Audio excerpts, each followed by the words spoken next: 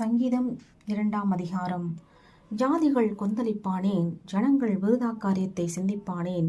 கர்த்தருக்கு விரோதமாகவும் அவர் அபிஷேகம் பண்ணினவருக்கு விரோதமாகவும் பூமியின் ராஜாக்கள் எழும்பி நின்று, அதிகாரிகள் ஏகமாய் ஆலோசனை பண்ணி, அவர்கள் கட்டுகளை அறுத்து அவர்கள் கயிறுகளை நம்மை விட்டு எரிந்து போடுவோம் என்கிறார்கள்.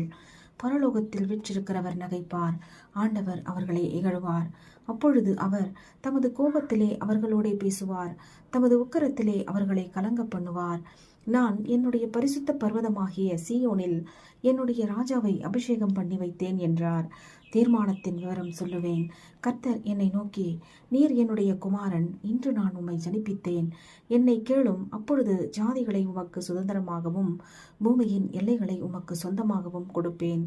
இருப்பு கோளால் அவர்களை நொறுக்கி குயக்களத்தைப் போல் அவர்களை உடைத்து போடுவீர் என்று சொன்னார். இப்பொழுதும் ராஜாக்களே, உணர்வடையுங்கள். பூமியின் நியாயாதிபதிகளே, எச்சரிக்கையாயிருங்கள். பயத்துடனே கர்த்தரை சேவியுங்கள், நடுக்கத்துடனே களிகூறுங்கள். குமாரன் கோபம் கொள்ளாமலும் நீங்கள் வழியிலே அழியாமலும் இருக்கும்படிக்கு அவரை முத்தஞ்செய்யுங்கள். கொஞ்ச காலத்திலே அவருடைய கோபம் பற்றி எரியும். அவரை அண்டிக் கொள்ளுகிற யாவரும் பாக்கியவான்கள். ஆமேன்.